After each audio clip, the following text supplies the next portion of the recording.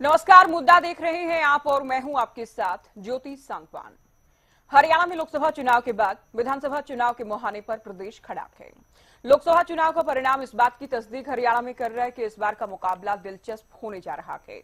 5-5 सीटों के साथ बीजेपी कांग्रेस विधानसभा में जीत का दम भर रही है, तो इनेलो और जेजेपी के सामने वर्चस्व बचाने की चुनौती इस बार रहेगी। चर्चा होगी, पहली रिपोर्ट।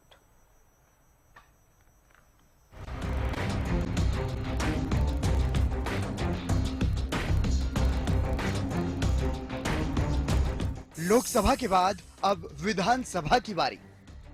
कैसी है दलों की अब तक की तैयारी? कौन रहेगा किस पर भारी? बीजेपी के सामने एंटी इनकम्बेंसी रहेगी चुनौती। गुटबाजी उड़ाएगी कांग्रेस की नींद। इनेलो जेजेपी कैसे बचाएंगी सियासी जमीन? हरियाणा में लोकसभा चुनाव के परिणामों के ठीक बाद विधानसभा चुनाव की तैयारियों की रफ्तार बढ़ गई है। बीजेपी तीसरी जीत के साथ तीसरी बार हरियाणा में इतिहास रचने की कोशिश में है। कांग्रेस लोकसभा में 5 सीटों की जीत से कॉन्फिडेंट दिख रही है।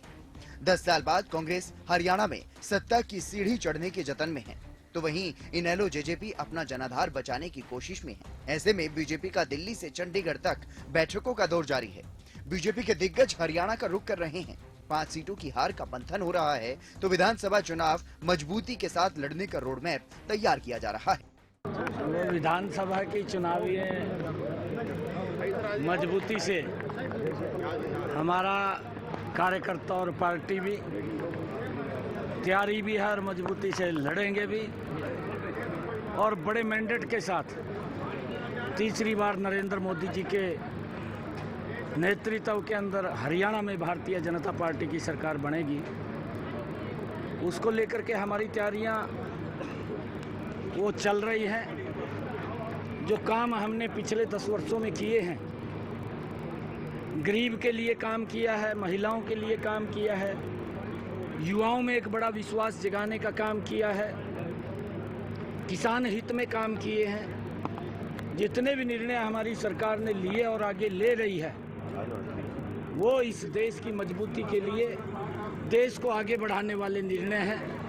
उधर गुटबाजी से 2-4 कांग्रेस विधानसभा में जीत की दावेदारी जरूर कर रही है, लेकिन पार्टी के एकजुट न होने पर हाईकमान भी चिंतित नजर आ रहा है। हाईकमान ने हरियाणा कांग्रेस को एकजुट होने के कड़े निर्देश दे दिए हैं। पूरी एकजुटता से, पूरी यूनिटी के साथ आगामी चुनाव जीतने के लिए हरियाणा का एक-एक वर्कर, एक-एक लीडर जी जान की ताकत लगा देगा। और इसके बारे में जो भी आवश्यक कदम है, वो हो सकता है कि जो है पार्टी की यूनिटी बनी रहे, हो सकता है कि पार्टी में जो है संगठन का अभाव है तो उसको भी जल्दी से कमी वो पूरी की जाए। इसके हम आपको दावे के साथ कह सकते हैं कि आने वाले चुनाव में हरियाणा में कांग्रेस की सरकार बनेगी। फरीदाबाद है या पूरा हरियाणा है, हम कई जगह होके आए हैं। लोगों ने 36 बराती ने मन बना लिया है कि अगली जो सरकार है हरियाणा में कांग्रेस पार्टी की सरकार हो, तो 36 बरादरी मिलकर कांग्रेस पार्टी की सरकार हो। वहीं लोकसभा में बेहाल दिखी इनेलो और जेजेपी इस विधानसभा चुनाव में संजीवनी की तलाश में है। लोकसभा में लोगों की नाराजगी और गुस्से को झेलने वाली जेजेपी अब बीजेपी के साथ किए गठबंधन को अपनी भूल बता रही है। के साथ भी पिसता है, कहीं ना कहीं उसका नफा नुकसान जो था अभी भी झेलना।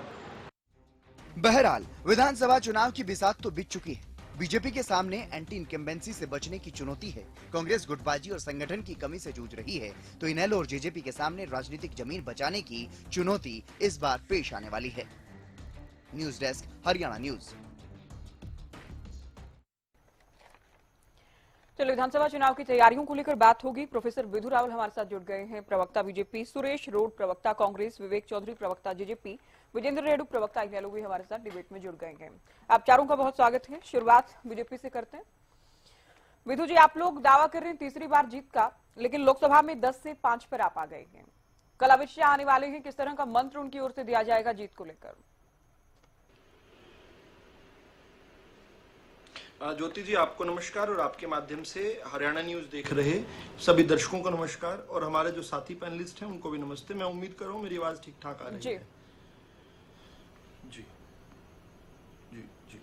भारतीय जनता पार्टी भारत की जनता की पार्टी है, विश्व की सबसे बड़ी पार्टी है और विश्व की सबसे बड़ी पार्टी बनने का गौरव इस पार्टी को अमित शाह जी जब राष्ट्रीय अध्यक्ष थे उस समय प्राप्त हुआ। किस प्रकार से अमित शाह जी ने भारतीय जनता पार्टी को, जो कि कैडर बेस्ड पार्टी थी, उसको मास बेस्ड पार्टी बनाने में एक अद्वितीय योगदान दिया, उसको हम जानते हैं। दुनिया भर के अंदर जो है अमित शाह जी जो है चाणक्य के रूप में जो है जाने जाते हैं। किस प्रकार से भारतीय जनता पार्टी ने 18.5 करोड़ सदस्यों वाली पार्टी बनकर दुनिया की सबसे बड़ी पार्टी बने, चीन की कम्युनिस्ट पार्टी ऑफ चाइना को बहुत पीछे छोड़ दिया। इसी नाते से हरियाणा के अंदर भी अमित शाह जी का जब भी प्रवास रहा है तो हमेशा हमें एक नई ऊर्जा कार्यकर्ताओं को देकर गए हैं। कल उनका आगमन पर भारतीय जनता पार्टी के कार्यकर्ता उत्साहित हैं, तैयारियों में जुटे हुए हैं। कल जो एक विशाल विस्तृत हमारी जो प्रदेश कार्य समिति की बैठक पंचकुला में होने वाली है, निश्चित तौर पर उसमें न केवल भारतीय जनता पार्टी में नई ऊर्जा का संचार करके जाएंगे अमित शाह जी, इसके साथ साथ जिस प्रकार से कांग्रेस ने देश भर में और विशेष रूप से जनता को बरगलाया है, उसका भी जो है हम जानते हैं कि किस प्रकार से थोथी बातें कर हल्की बातें कर बड़े भोंडे तरीके से कुछ भी कर चुनाव जीतने की स्ट्रेटजी पर कांग्रेस ने ये चुनाव लड़ा। इसके बावजूद भी भारतीय जनता पार्टी ने हरियाणा ही नहीं पूरे देश में कांग्रेस को पीटा है। हरियाणा के अंदर सबसे अधिक वोट लेने वाली अगर कोई पार्टी है तो भारतीय जनता पार्टी है। हरियाणा के अंदर सबसे बेहतर प्रदर्शन करने वाली कोई पार्टी है तो भारतीय जनता पार्टी है। और प्रदर्शन ऐतिहासिक इसलिए भी है क्योंकि आपने अपने प्रश्न में ये सवाल उठाया कि 10 में से 5 सीटें हम जीत पाए। कोई भी इनकम्बेंट रहते हुए 10 में से 5 सीटें नहीं जीत पाया। कोई भी, कांग्रेस पार्टी को अवसर मिला था 2014 में, कांग्रेस पार्टी का सुपड़ा साफ हो गया था, तीसरे नंबर की पार्टी बनकर उभरी थी, केवल 1 सीट बची थी, रोहतक में मसा बची थी, 50,000 वोट से रह गए थे। और किस प्रकार हरियाणा की तीसरे नंबर की पार्टी बन गए। और 4 महीने बाद जब विधानसभा का चुनाव आया था 2014 में, विधानसभा आते आते तो हरियाणा के अंदर, हरियाणा भर में जो है केवल 15 सीटें जो है कांग्रेस पार्टी के पास रह गई थी। हम उसको याद करें। इसके बावजूद भी अगर भारतीय जनता पार्टी इस भयंकर झूठ के बावजूद भी, जोर शोर से आए हुए पैसे के बावजूद भी, ठीक है विदुत जी, ये लोग हुड्डा साहब के पहले कार्यकाल की बात करें, ये 67 से चले थे, ये 67 से चले थे, ये 40 पर आए, 15 पर आ गए।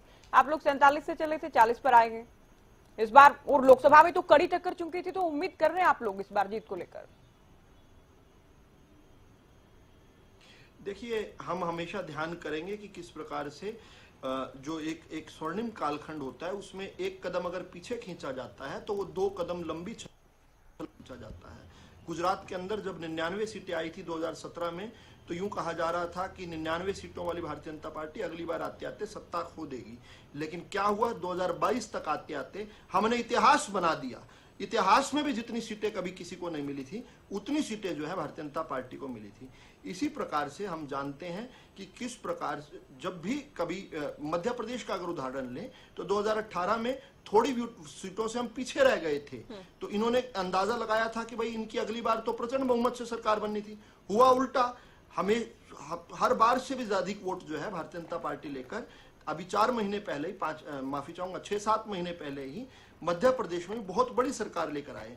तो जब ये छोटे छोटे सेटबैक्स लगते हैं तो हो सकता है कांग्रेस वाले मोरल विक्ट्री, जिस प्रकार गुजरात 2017 में क्लेम करते फिरते थे, जिस प्रकार राजस्थान 2018 में क्लेम करते फिरते थे, जैसे हरियाणा के अंदर जो है एक्चुअल विक्ट्री तो भाजपा की है, ये मोरल विक्ट्री क्लेम करते थे। लेकिन मोरल विक्ट्री से अगला जो सीन होता है वो कांग्रेस के लिए बड़ा भयानक होता है। और वो इसलिए होता है क्योंकि कांग्रेस जब भी आसपास सत्ता के लगती है तो जनता को ध्यान आ जाता है कांग्रेस के कुकर्म, कांग्रेस का वो विभत्स चेहरा ध्यान आ जाता है। आज किस प्रकार से जनता कांग्रेस से इतनी आक्रोशित है कि आज अगर आज दोबारा से वोटिंग हो जाती है मैं कांग्रेस को चर्चा में शामिल तो कांग्रेस एक भी सीट बचाने में और बल्कि जमानत भी बचाने में, मैं खत्म कर रहा हूं अपनी बात को, इनके जिस प्रकार के जो इनको छोटी सोच रखी, इन्होंने दीर्घकालिक सोच नहीं रखी, इन्होंने जो 85-100 रुपए के वादे किए थे, आज कांग्रेस के दफ्तरों के बाहर।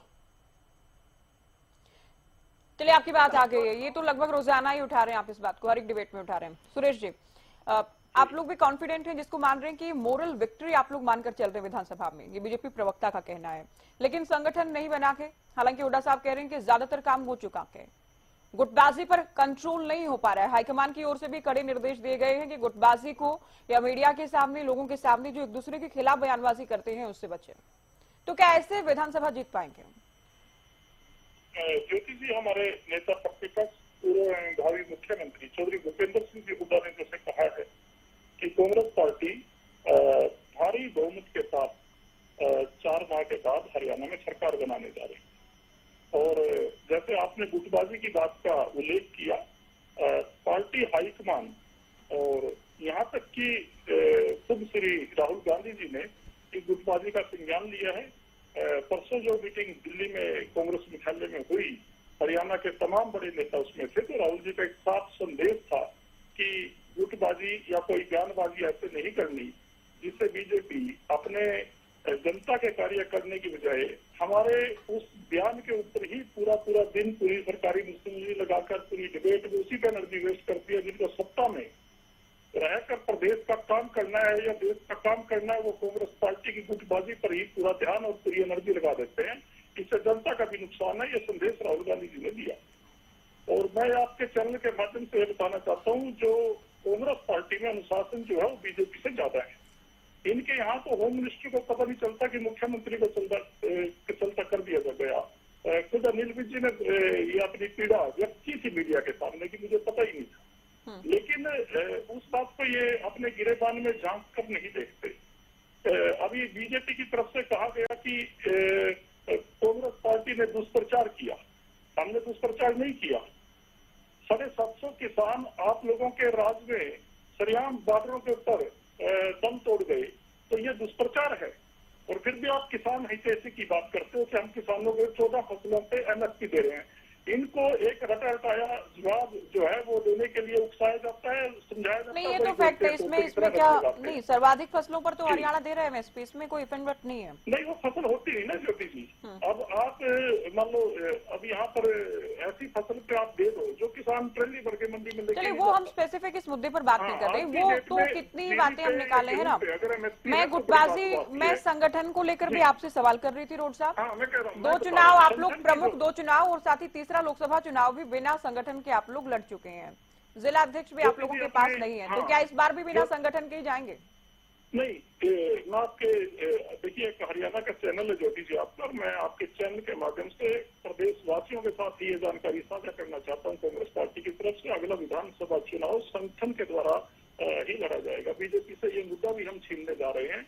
और जैसे हमारे नेता प्रतिपक्ष ने बताया और आपने अभी उल्लेख किया शुरू में कि हमारा ज्यादातर संगठन बन चुका है। हमारा 5 बूथ पे एक सेक्टर बन चुका है, 20 बूथ पे मंडलम बन चुका है और 40 बूथ पे एक ब्लॉक बन चुका है। एक असेंबली कॉन्स्टिट्यूएंसी सेगमेंट को हमने 4 ब्लॉकों में डिवाइड करके मजबूत संगठन खड़ा कर दिया है, जो पन्ना प्रमुखों का तोड़ है। इनके पन्ना प्रमुखों का पन्ना फट के हवा में तेज लू में 25 मई को पता नहीं लगा कहाँ गया। ना वो बूथ पर नजर आए, ना वो कहीं प्रचार करते हुए नजर आए। हमने कहीं नहीं देखा कोई पन्ना प्रमुख। और ये कहते हैं कि कांग्रेस पार्टी ने अभी सभी से मैं ये कहना चाहता हूँ, कांग्रेस पार्टी ने भ्रमित करके सीट नहीं जीत ली। 400 पार के नारे पर भारतीय जनता पार्टी ने कांग्रेस पार्टी की 5 और सीटों को खराब कर दिया। जनता ये कहती है, ये जो मैं बात कह रहा हूँ ये जनता की आवाज है। जनता ये कहती है कि अगर 400 पार का नारा नरेंद्र मोदी और भारतीय जनता पार्टी का हमें भ्रमित नहीं करता, तो ये 5 सीट भी कांग्रेस की आती। और यही हरियाणा तक सीमित नहीं है ये बात जो मैं कह रहा हूँ, पूरे हिंदुस्तान में सरकार कांग्रेस की बनती। सिर्फ 400 पार के नारे के कारण लोग भ्रमित हुए हैं। हमारे पास तो दुष्प्रचार करने के लिए ना तो कोई जवाब है ईडी का, सीबीआई का, ज्योति जी। हम कैसे दुष्प्रचार कर लेंगे? ना हमारे पास मीडिया है, हमारे पास तो सिर्फ सच्चाई है। और वो भी सबूत के साथ हम या तो आपके चैनलों के माध्यम से जनता के सामने रखते हैं, या हम जनसभाओं तो चैनलों के माध्यम से रख लेते हैं अगर अपनी बात, तो इसमें उदास क्यों होते? मीडिया है ना, जब बात रख पा रहे हैं चैनल्स के माध्यम से। नहीं, हम तो तथ्यों, बात वो नहीं है। बात ये कहा है मैंने कि हम तथ्यों के आधार पर रखते हैं, हम भ्रमित नहीं कर सकते। चैनलों के माध्यम से बीजेपी झूठ परोसती है और हम सबूत के साथ 750 किसानों की शहीदी का सबूत देते हैं, उसकी फोटो दिखाते हैं, उसके हम हर तरीके के सबूत आपके सामने पेश करते हैं। हमारी बात झूठी कैसे हो जाएगी? 2 करोड़ रोजगार की बात थी, इन्होंने नहीं दिया, वो भी हम देते हैं सामने। पुलवामा कांड की हम सच्चाई बताते हैं। हमारे पास भ्रमित करने को कुछ नहीं। हमने 400 पार का नारा तो नहीं लगाया। तो हमारे पास ऐसी कोई बात नहीं है जिससे हम जनता को भ्रमित कर दें। एक बात ये एक चीज हो रहा है, एक बात ये बार बार उठाते हैं कि 8500 रुपए की बात कर ली कांग्रेस पार्टी ने और वहाँ महिलाएं कांग्रेस ऑफिस में पहुंच गई। मैं ये कहता हूँ कि कांग्रेस पार्टी की सरकार नहीं बनी दुनिया में। ये कह रहे हैं जहां आपके जिन राज्यों में है वहां तो दे दीजिए ना, फिर जहां बनी है वहां दे दो ना, करेंगे। मैं वहां ये दे मैं दो, ज्योति से कहना चाहता हूँ जहां पर दे दो ना, फिर पूरा करेंगे क्या, दे दो। वो तो कहते हैं जून में आ जाएगी, फिर जुलाई में आ जाएगी, फिर अगस्त में आ जाएगी। अपने वादे कौन पूरा कर देगा? आप अरे जून वाली किस्त कब दोगे? अगले साल जून में दोगे। जून वाली किस्त तो दे दो। आपने जो पूछा उसका ही उत्तर दे रहे हैं। प्लस मैं ये भी इनको बता दूं कि जहां आपकी सरकारें हैं वहां तो दे, बीजेपी ये कह रही है। नहीं, मेरे तो अब बीच में नहीं बोला जाना चाहिए। चलिए जल्दी कंप्लीट कीजिए अपनी बात को, जल्दी पूरी कीजिए बात को। जी, एक बात मैं और कहना चाहता हूँ, ये आरोज की बात है। इन्होंने कहा कि कांग्रेस पार्टी के टू तरीके। देखिए, आपका चैनल इस तरीके के शब्दों को इजाजत देता है या नहीं देता? एक तो लाइव पे ज्योति जी मैं आपसे भी जानना चाहता हूँ, हो सकता है मेरा ज्ञान कम हो। नहीं, कौन से शब्द की बात कर रहे हैं? भूतरीत्या क्या समझ है आपने?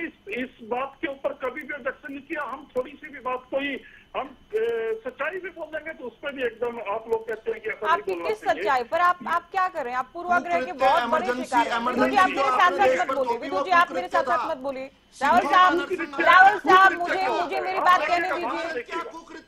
राहुल जी को म्यूट कीजिए, राहुल जी को म्यूट कीजिए। चुनाव में पीटा क्या होता है? सुरेश रोड साहब, ये मैं बहुत बार कहती हूँ, पूर्वाग्रह लेकर मेरी डिबेट में तो कम से कम मत आया कीजिए। आपकी किस बात को नहीं बोलने दिया गया? आपको कौन सी सच्चाई बोलने से रोका गया? और विदु जी को कब मैंने बीच में टोककर दोबारा कोई सवाल नहीं पूछा? ज्योति जी मैंने तो ये बात कही थी। नहीं, आपने कह दिया कि इनको तो रोकते नहीं हमारी सच्चाई। आप क्यों इस तरह की बातें अपने जहन में लेकर डिबेट में बैठते हैं? नहीं, मैं देखिए यहाँ नहीं होता है, कम से कम कहीं होता होगा, मुझे नहीं पता। अच्छा, चलिए, मैंने आपको बहुत टाइम दिया बोलने के लिए, अब मैं डिबेट में आगे बढ़ रही हूँ।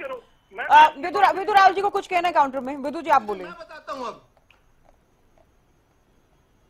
ज्योति जी आपने बिल्कुल ठीक सवाल पूछा और मुझे केवल 1 मिनट दीजिएगा बताने के लिए। ये किस प्रकार की व्यवस्था चाहते हैं? ये उस प्रकार की व्यवस्था चाहते हैं जहां पर अखबार में जो एक लाइन भी लिखी जाती हो वो पीआईबी, केंद्र सरकार की पीआईबी, इंदिरा गांधी की पीआईबी चेक किया करती थी। अखबार के अंदर क्या छपा है उसके बाद जनता तक पहुंचती थी बात। ये उस तरह की चाहते हैं जब इनके कहने पर, बरखा दत्त के कहने पर नीरा राडिया टेप्स में थे, जब पत्रकार जो हैं वो किस प्रकार से कांग्रेस के साथ गलबेलियां बनाया करते थे। पत्रकार कांग्रेस के प्रधानमंत्रियों के मीडिया के सचिव बना करते थे। आपने मुझे म्यूट किया था, इनको भी म्यूट कीजिए। आपने मुझे म्यूट किया था, इनको भी म्यूट कीजिए। इनका कैम्ब्रिज एनालिटिका, ये वो व्यवस्था चाहते हैं, तब मीडिया को मीडिया मानेंगे। ये चलिए, क्यों हम मीडिया पर बहस कर रहे हैं? क्यों मीडिया पर बात कर रहे हैं? शाम मीडिया को तो कोसना ही आप लोगों ने, जो भी विपक्ष में होगा, ठीक है, भले ही कुछ भी पूछा जाए सरकार से। अब हम 50वां साल मना रहे हैं इमरजेंसी का। इस देश के संविधान को मैं हरियाणा चुनाव पर बात करने के लिए बैठी हूँ यहाँ पर। मैं हरियाणा चुनाव की तैयारियों को लेकर बात करने बैठी हूँ। आप 50वां साल मना रहे हैं, 60वां मना रहे हैं, मुझे आज हरियाणा पर भी इमरजेंसी लगी थी। हरियाणा में साहब हमेशा क्या करते हैं? मीडिया पर सवाल उठाते हैं, डिबेट को डिलीट करते हैं। रोड साहब हमेशा डिबेट को डिलीट करते हैं, मीडिया पर सवाल उठाते हैं। आपको विधानसभा चुनाव को लेकर कुछ कहना है क्या? म्यूट करवाइए एक बार। विदु रावल जी, आपको कुछ कहना है विधानसभा चुनाव को लेकर? आप बिल्कुल, फिंगर रेज कर रहे थे। विधानसभा चुनाव में रमेश कुमार नागरू जैसे असंख्य जो पीड़ित हुए हैं इमरजेंसी में वो भी निकलेंगे। वो भी हरियाणवी हैं, वो हरियाणा से बाहर उनके पास पीड़ा हुई थी, अविवाहित होते जिनके साथ नसबंदियां की गई थी वो भी निकलेंगे। किस प्रकार लोकतंत्र को ताला लगा दिया था वो भी निकलेंगे। और किस प्रकार कैम्ब्रिज एनालिटिका से लेकर जॉर्ज सोर्स तक लोगों ने हरियाणवियों को ठगा वो भी निकलेंगे। और निकलेंगे कौन? वो जो गरीब युवाओं को हरियाणा की भाजपा सरकार ने नौकरी का अधिकार दिया, कांग्रेस की पर्ची खर्ची सिस्टम खत्म करके वो लोग भी निकलेंगे जो जातिवाद से पीड़ित थे। कांग्रेस की 10 साल के जातिवाद, क्षेत्रवाद और परिवारवाद से पीड़ित थे, वो लोग निकलेंगे। और ज्योति जी वो भारतीय हरियाणवी भी हैं। हरियाणवी और भारतीय अलग अलग नहीं है। टाइम में नहीं बोलेगा। पीसीआर बिना किसी कमांड के सभी को म्यूट किया जाए, जो भी दूसरे के समय में बोले। मैं कह रहा था, ये कह रहे हैं कि नेता प्रतिपक्ष भूपेंद्र हुड्डा ने कह दिया, नेता प्रतिपक्ष भूपेंद्र हुड्डा ने कह दिया कि 4 महीने बाद बहुमत के साथ सरकार बनाएंगे। उन्होंने, वही नेता प्रतिपक्ष जो थे एक समय मुख्यमंत्री थे, और अगस्त 2014 में उन्होंने कहा था कि 2 महीने बाद फिर से सरकार बनाएंगे बहुमत के साथ। याद करो गोहाना की रैली में क्या क्या कहा था। आज तो 4 महीने बाद कह रहे, तब 2 महीने बाद कहा था। किस प्रकार धड़ाम से नीचे गिरे थे। नेता प्रतिपक्ष ने तो 2019 में भी कहा था कि हमारी सरकार बनने वाली है, लेकिन किस प्रकार से वो विपक्ष भी ढंग से नहीं संभाल पाए, अपनी पार्टी के अंदर बार बार फूट करवाते रहे। और ये कहते हैं कांग्रेस में भाजपा से ज्यादा अनुशासन है। उसका उदाहरण देते हैं कि अनिल विज जी को पता नहीं था। अरे यही तो उदाहरण की सबसे बड़ी प्रकाष्ठा है कि हमारे गृह मंत्री तक को भी नहीं पता था कि किस प्रकार से विधायक दल की बैठक में होगा, और उसके बावजूद उन्होंने सहज स्वीकार कर लिया। ये भारतीय जनता पार्टी के संगठन की शक्ति है, ये हमारी विचारधारा की ठीक है, मैं अब प्रामाणिकता है। बीजेपी को चर्चा में जोड़ रही हूँ। खुद को बड़े गौरवान्वित तौर पर भाजपा का आपके कार्यकर्ता पास कहते आते हैं हैं। सवाल के साथ। ठीक है विवेक जी, दुष्यंत चौटाला को अब क्यों याद आ रहा है कि गलत हुआ, नुकसान हो गया बीजेपी के साथ जाने का? 4.5 साल डिप्टी सीएम रहे, टिकट को लेकर, सीट को लेकर बात नहीं बन पाई। अब दुष्यंत ये कह रहे हैं कि गेहूं के साथ घुन पिस गया लोकसभा में। जोशी, पहले तो मैं आपको थोड़ा रोकना चाहूंगा। मैं बीच में भी बोला, यहाँ भाषण सुनने के लिए हम नहीं बैठे। पहले विजय रावल बोल लिया, फिर प्रमोद साहब बोल लिए, फिर दोबारा विजय रावल का भाषण शुरू हो गया। ये भाषण सुनने के लिए नहीं बैठे। अगर आपको भी मेरा देखिए अपना स्टाइल है, मैं पहला जवाब विस्तार से देने देती हूँ, आप भाषण दे दीजिए। आप अपना भाषण दे दीजिए।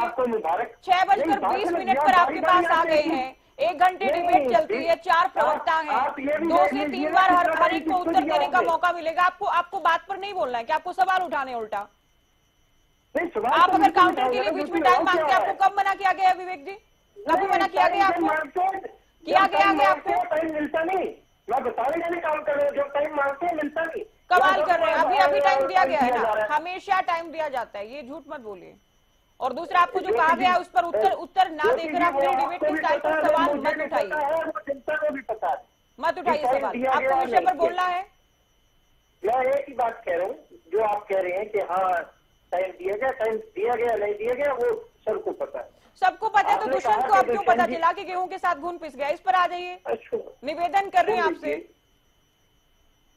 पहली बात तो दुष्यंत चौटाला जी ने जो बात कही, जो जनता का रिस्पॉन्स आया उसके ऊपर उन्होंने वो जवाब देने का काम किया।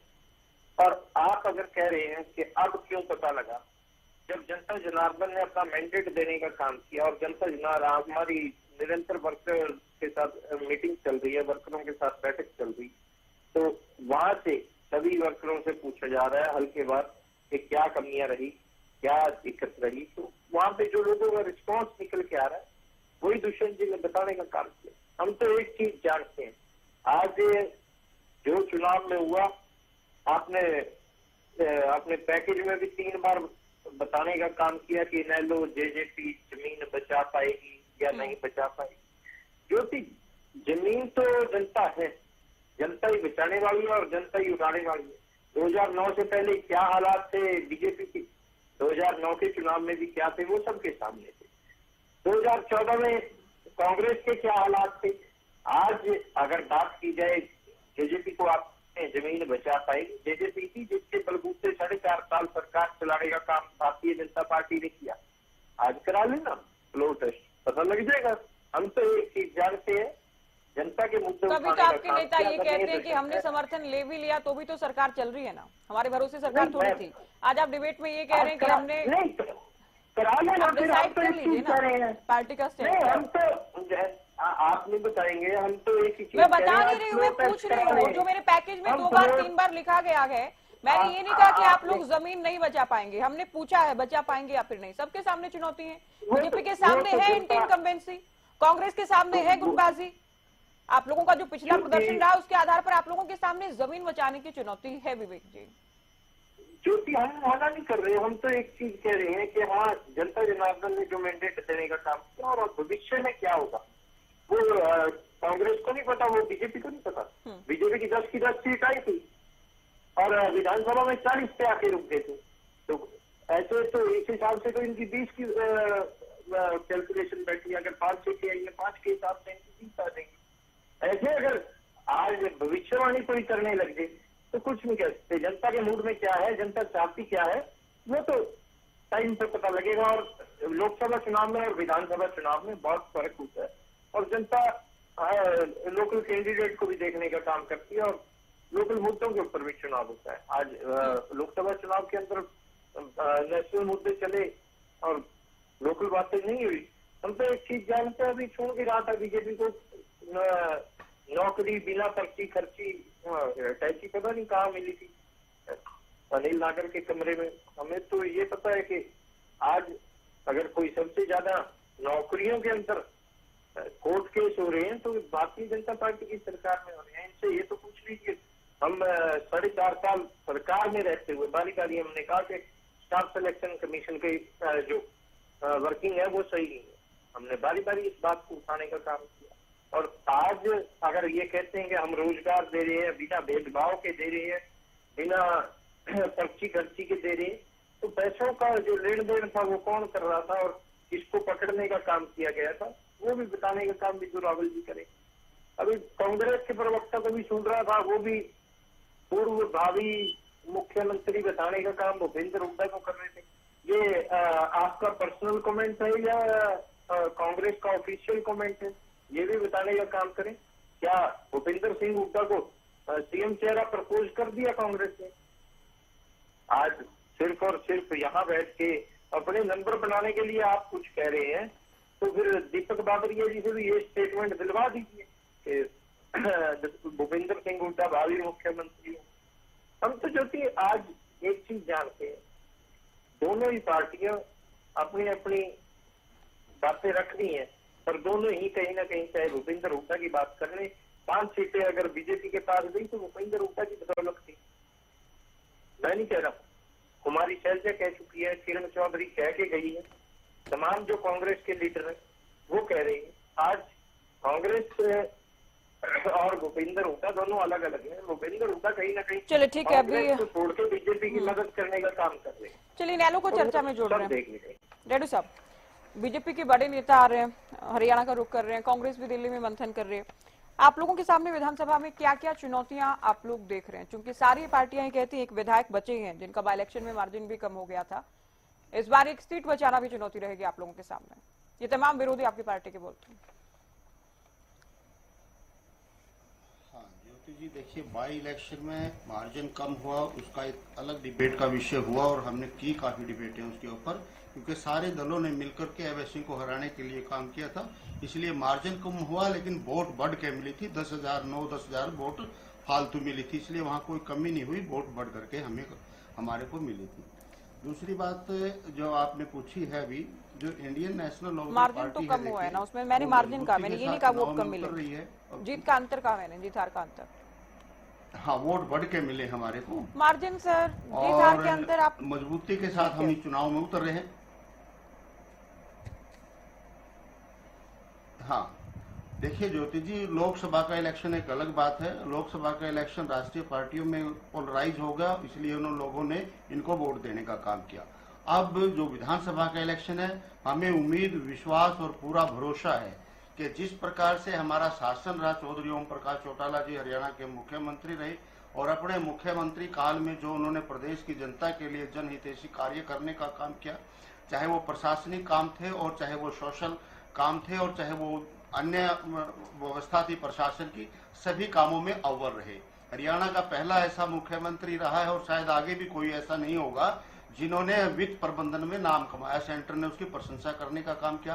पहला ऐसा मुख्यमंत्री जो हरियाणा के खजाने में कैश छोड़ करके गया और पहला ऐसा मुख्यमंत्री जिसकी कांग्रेस के नेताओं ने भी खुद प्रशंसा की कि यदि वित्त का प्रबंधन आपने सीखना तो ओम प्रकाश चौटाला जी से सीखिए।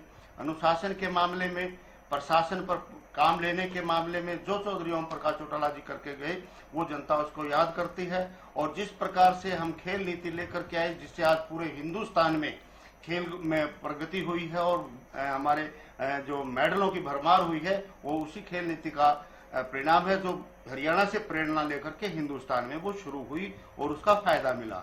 चाहे भ्रष्टाचार रोकने की बात हो, चाहे कानून व्यवस्था की बात हो, चाहे रोजगार की बात हो, चाहे शिक्षा व्यवस्था की बात हो, स्वास्थ्य की बात हो, हर क्षेत्र में हमने अच्छा काम किया। इतना और अब हम विपक्ष में आप लोगों ने अच्छा काम नहीं जाने के बाद इंडियन आप लोगों ने अच्छा नहीं किया, ये मैं नहीं कह रही हूँ, लेकिन 20 साल हो जाएंगे आप लोगों को सत्ता से बाहर गया। अगर अच्छा किया होता तो कभी तो जनता के ध्यान में बात आती कि ठीक है इस बार फिर से लोकदल इनेलो को मौका देते हैं। हाँ यस, बहुत बढ़िया, बहुत अच्छी। मैं धन्यवाद करता हूँ इस बात के लिए आपका। हम विपक्ष में हरियाणा प्रदेश ने भेजने का काम किया, हम विपक्ष में रहे, 10 साल कांग्रेस का सरकार रही, लेकिन जब 2014 में इलेक्शन हुआ तो हम नंबर 2 की पार्टी फिर बन गए हरियाणा प्रदेश में, और 2 हमने लोकसभा जीतने का काम किया और 19 हमारी विधानसभा की सीटें आई और हम नंबर 2 की पार्टी बनी। लेकिन आज हमारा एक विधायक है, इसमें कोई संशय नहीं है, उसका रीजन जो है उस पर भी हमारी बहुत डिबेट हो चुकी है, पूरा हरियाणा प्रदेश जानता है। पार्टी में टूट के कारण हमारे को एक सीट पर ही रुकना पड़ा, एक सीट ही हमारे को मिली। लेकिन विपक्ष में रहते हुए जिस प्रकार की भूमिका हमने निभाई, जो हमारे को दायित्व दिया, चाहे विपक्ष के नेता के रूप में अभय सिंह जी चौटाला रहे, इकट्ठी पार्टी थी उस टाइम तक, जब पार्टी टूटने के बाद विपक्ष के नेता नहीं रही और फिर एक ही एमएलए रहा, एक एमएलए होने के बावजूद भी इंडियन नेशनल लोकदल पार्टी को हरियाणा प्रदेश में रहते हुए विपक्ष में जो कार्य करना चाहिए था वो हमने सवाया करके दिया है, जनता की आवाज उठाने का काम किया है। तो अब हमें भरोसा है कि भाई हरियाणा प्रदेश की जनता विधानसभा चुनाव में हमारे को आशीर्वाद देने का काम करेगी। और जैसे अभी आपके कमेंट में आपने शुरुआत में कहा, उद्घाटन संबोधन में आपने कहा कि भाई साख बचाने की जदोजहद रहेगी या जो है ना कैसे आगे बढ़ पाएगी पार्टी।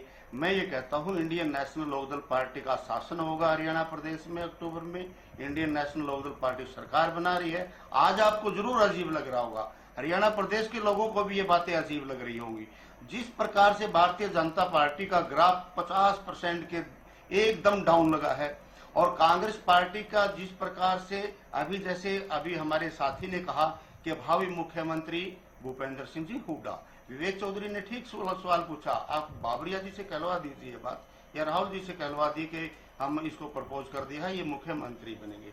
ये केवल और केवल, और जिस प्रकार से अभी लोकसभा इलेक्शन में इनकी मिलीभगत सामने आई है, और सबसे बड़ी बात राज्यसभा का चुनाव मिला है, जब पूरी हाईकमान ने जोर लगाया कि दीपेंद्र को लोकसभा मत लड़वाओ, किसी अन्य साथी को लड़वा दो, वहां पर जो जिद करके दीपेंद्र को टिकट दिलवाने का काम किया गया, वहीं पर 60 गांठ सामने आ गई थी कि राज्यसभा भारतीय जनता पार्टी को देनी है। और अब तो भूपेंद्र सिंह ने मना कर दिया कि हम चुनाव नहीं लड़ेंगे। रोड साहब से मेरा सवाल है, हालांकि इनेलो को कैसे पता है कि इनका हाईकमान ये जोर लगा रहा था कि दीपेंद्र को मत लड़वाओ चुनाव? ये तो कांग्रेस वालों को ही पता होगा ना हाईकमान ने क्या कहा क्या नहीं कहा। रोड साहब, ये सबसे बड़ी बात तो सीएम की विपक्ष में रहकर भी बीजेपी तो कहती है कि सारे ही पार्टी के बड़े नेता सीएम बनकर सोते हैं कांग्रेस में। हुड्डा साहब को लेकर तो आप खुद ही कह रहे हैं, हालांकि भूपेंद्र हुड्डा ये कह रहे हैं कि हम जब सत्ता में आएंगे तो विधायक दल ये डिसाइड करेगा, विधायक ये डिसाइड करेंगे कि सीएम कौन होगा। तो ये जो सारी गुटबाजी है, एक दूसरे के खिलाफ बयानबाजी है, ये सीएम की कुर्सी को लेकर है कि अगर सरकार में आ गए तो मुख्यमंत्री किसे बनना है?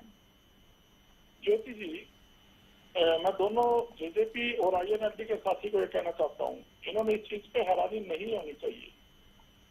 हुड्डा साहब ने भी यही कहा कि विधायकों की राय पर हाईकमान फैसला करता है, लेकिन आपका और हमारा ये आकलन है, आज चुनाव से पहले तो नेता प्रतिपक्ष ही होता है ना। आज भूपेंद्र सिंह हुड्डा जी नेता प्रतिपक्ष अपनी मर्जी से तो है नहीं, विधायकों की राय यानी विधायकों का साथ इनके साथ है और हाईकमान का आशीर्वाद इनके साथ है। तो एक परंपरा भी होती है कि नेता प्रतिपक्ष ही, विधायक दल का नेता जो होता है वही मुख्यमंत्री बनता है। तो इसमें इनको हैरानी नहीं होनी। तो विधायक दल के नेता नहीं, ये कांग्रेस में है क्या ये परंपरा? कब हुआ है? विधायकों की राय देखिए, आज नहीं कब हुआ है? 4 महीने का समय है। विधायकों की जो राय है आज के समय में हुड्डा साहब के विधायक दल के नेता तो नहीं, 2014 की बात करें तो किरण, सीएलपी लीडर किरण को रखा था, विधायक उनके साथ नहीं थे, हुड्डा साहब के साथ थे। नहीं, वो तो बिना विधायकों की राय के कैसे रख लेंगे? ये तो बाहर की बात। तो क्या तब हुड्डा साहब के साथ नहीं थे क्या? विदु जी भी कुछ कह रहे हैं, तब क्या हुड्डा साहब के साथ नहीं थे, फिर किरण के साथ थे विधायक? कोई भी ज्योति जी, कोई भी आपकी पार्टी में तो सुनिएगा, चुनाव किसी के अगुवाई में लड़े जाते हैं, मुख्यमंत्री किसे बना दिया जाता है, हालांकि अनाउंस नहीं किया जाता, वो अलग बात है। आप खुद ही अनाउंस कर रहे हैं हुड्डा साहब सीएम होंगे। नहीं, पार्टी का विवेक सबसे अहम होता है और पार्टी डिसाइड करती है। लेकिन मैं दोबारा कह रहा हूँ कि विधायकों की राय पर हाईकमान फैसला लेता है। प्रदेशवासियों को पूरी उम्मीद है कि विधायक भी आज हुड्डा साहब के साथ हैं और 4 माह के बाद चुनाव है, जनता भी साथ है, हुड्डा साहब हाईकमान का आशीर्वाद भी इनको मिलेगा। अब बीजेपी को तो एक हुड्डा साहब के नेतृत्व में सरकार बनती नजर आ रही है, जिससे इनमें बौखलाहट है। जेजेपी और आईएनएलडी के साथी की इस विषय पे जो ये टिप्पणी है,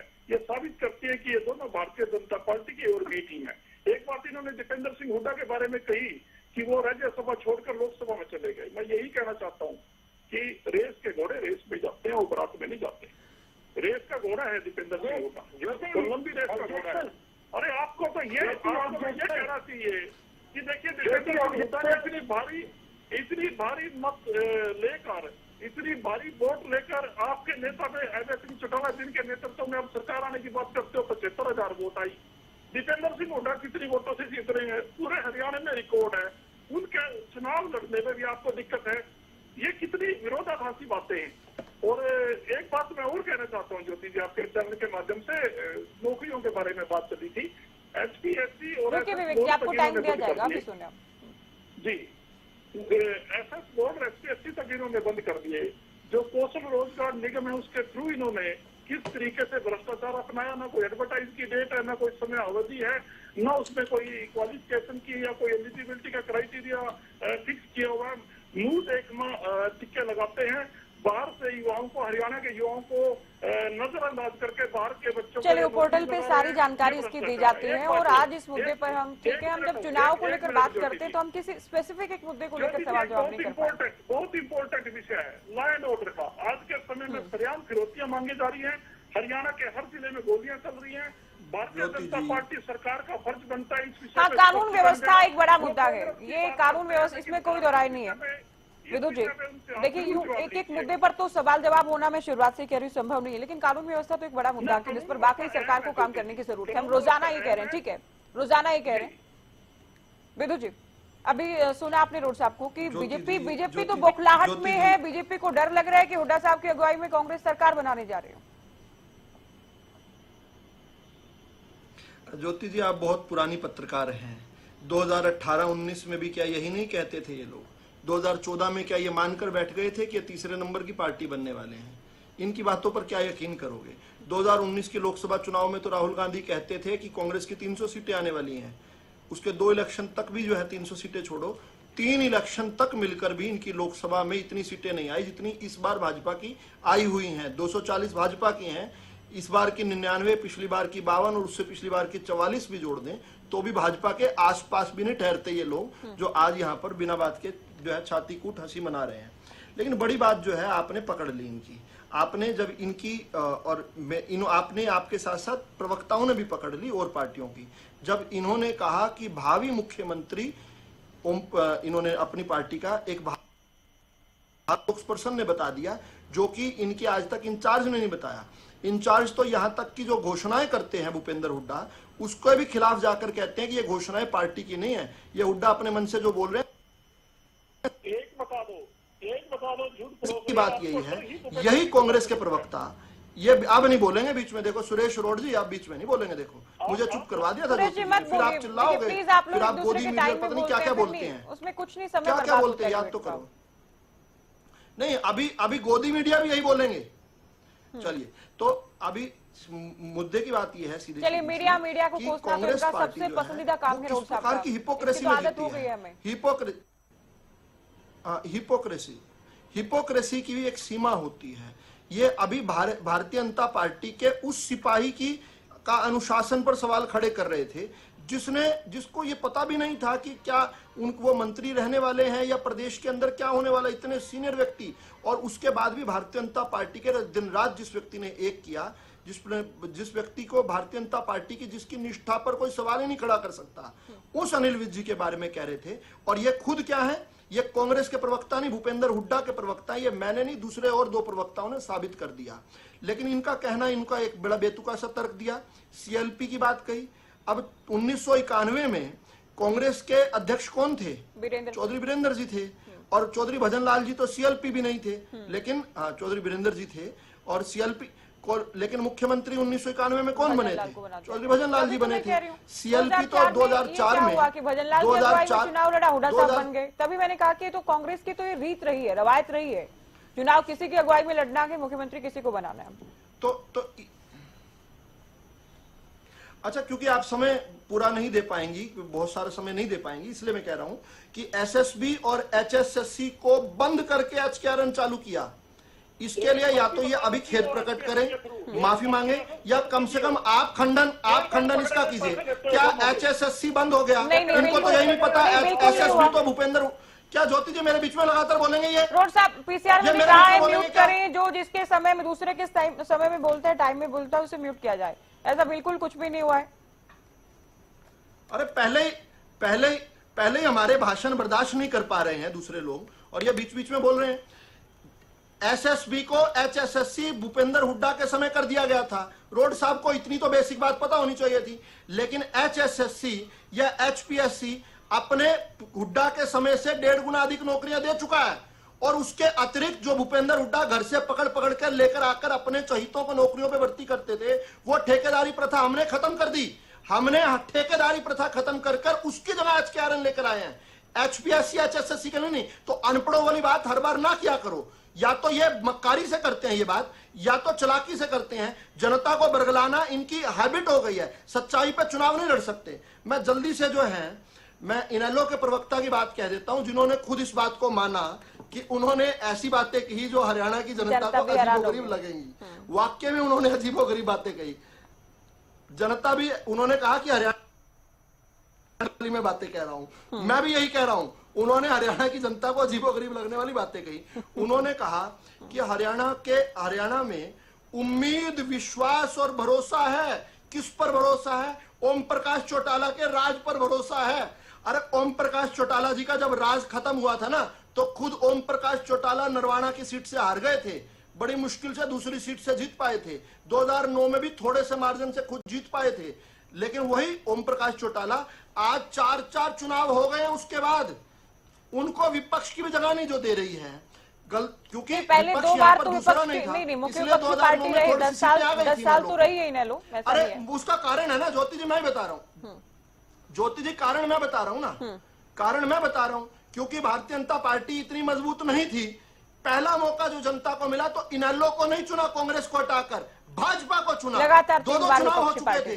लोगों को जब याद आता है चौटाला का राज, लोगों को जब राज याद आता है चौटाला का, तो याद ये आता है किस प्रकार से रेडी फड़ियों को लूटा जाता था, किस प्रकार से दुकानों के बाहर उग्रही होती थी, किस प्रकार से गुंडागर्दी का राज था, किस प्रकार से लोकदली लोग जो है मेज के ऊपर पैर रखकर बैठा करते थे। लोगों को वो याद आता है।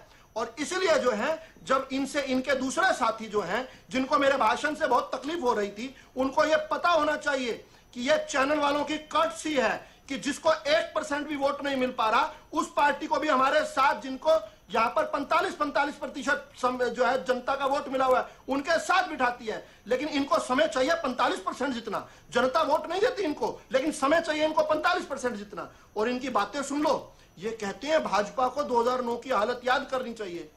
ये कौन कहता है ये ऐसी बातें? भाई पुरानी बातें कौन याद करवाता है?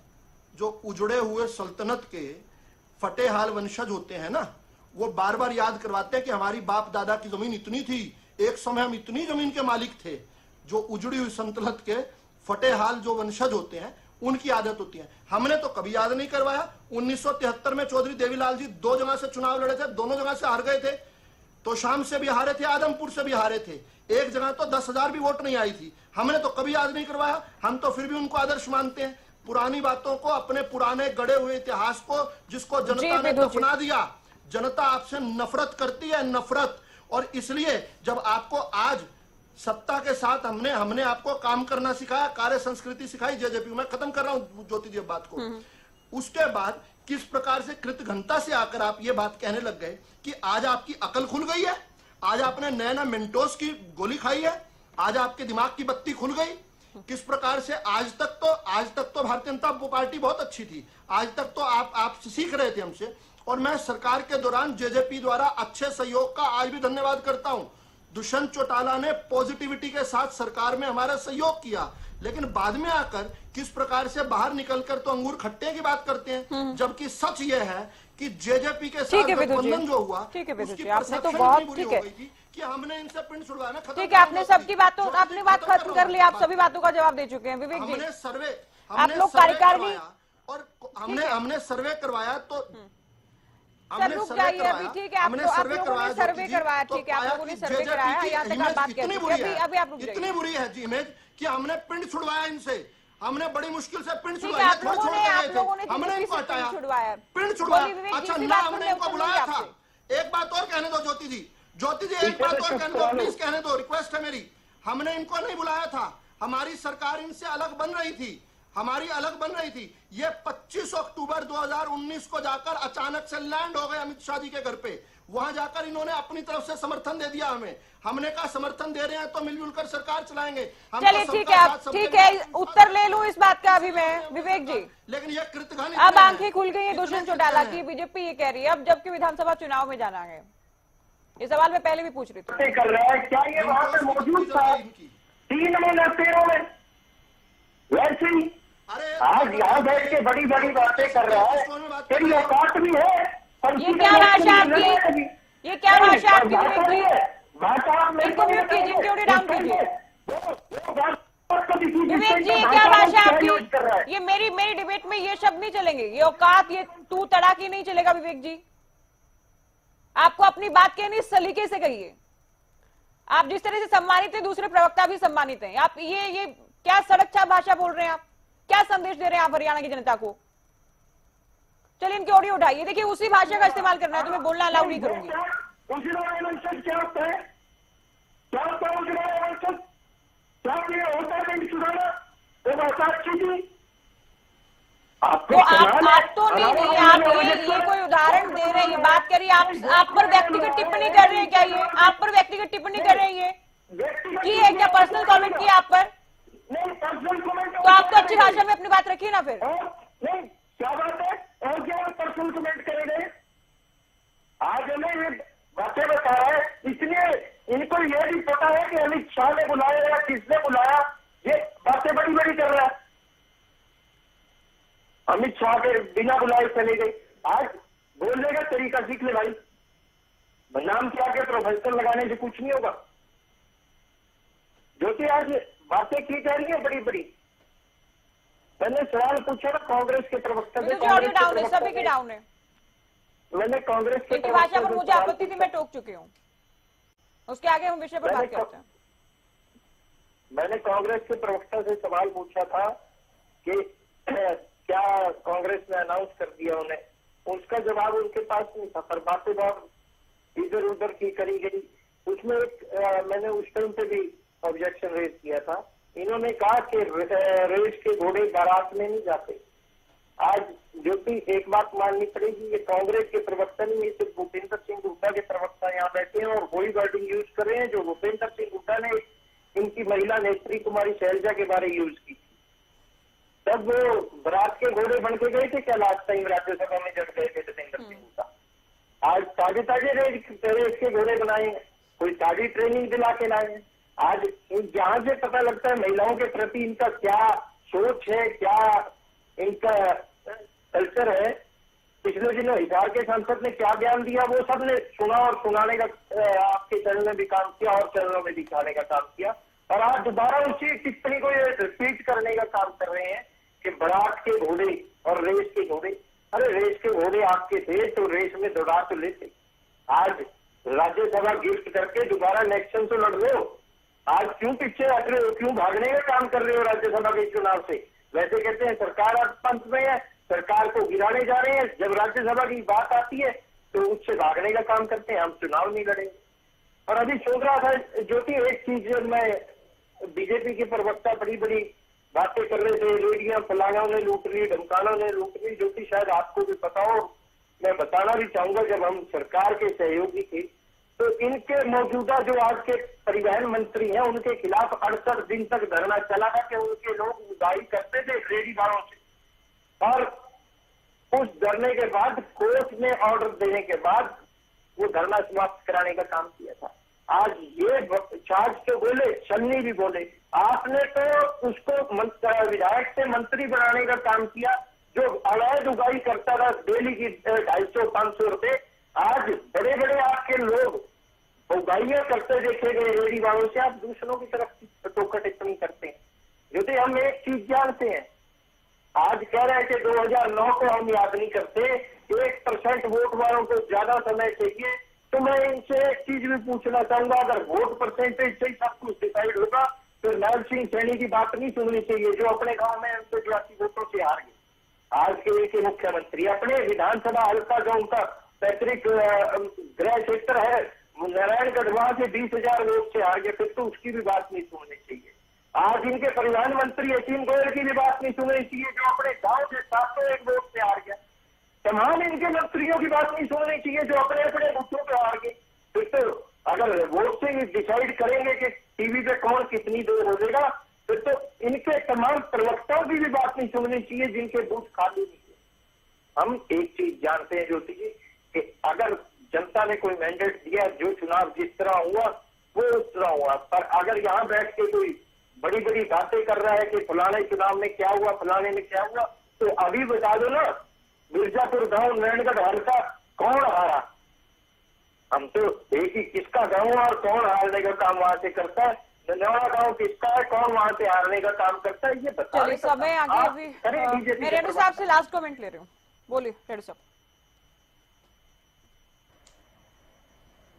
ज्योति जी, मैं तो बड़ा हैरान हो गया था जब आप लोगों ने कहा कि भाई बड़ी अजीबोगरीब बात कह दी। मैं तो चिंता में पड़ गया, पता नहीं मेरे मुंह से ऐसी कोई बात तो नहीं निकल गई जो मुझे नहीं कहनी चाहिए थी।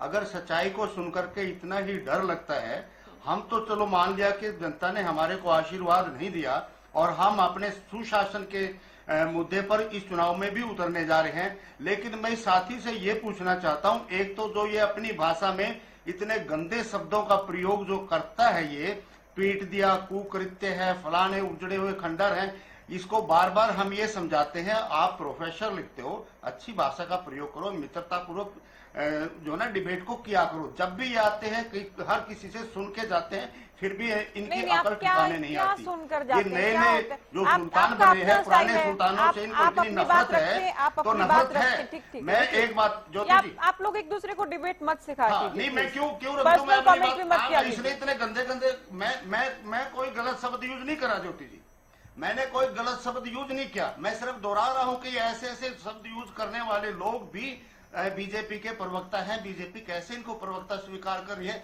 जो डिबेट के ऊपर सिर्फ और सिर्फ लड़ने झगड़ने के लिए आते हैं, अपनी बात नहीं रखते, सिर्फ लड़ाई झगड़ाई की बात करते ताकि सामने वाले गुस्सा खा करके कुछ बोले और फिर उसमें डिबेट धूमिल हो जाए, डिबेट हो ही नहीं। अब क्या हो रहा है, इतना टाइम बर्बाद हो रहा है। मैंने इनकी भी ऑडियो डाउन करवा रखी है, आप लोगों की शिकायतें खत्म नहीं होती। एक तो बिल्कुल हम अपनी बात को मानते हैं। मैं बीजेपी की भी ऑडियो शुरुआत से डाउन है। प्लीज हम क्यों नहीं विषय पर बात कर रहे हैं? देखिए, मैं अपनी बात हम सब मानते हैं भाई, हमारे को जनता ने वोट नहीं दी, कम दी, हम खुद मान रहे हैं।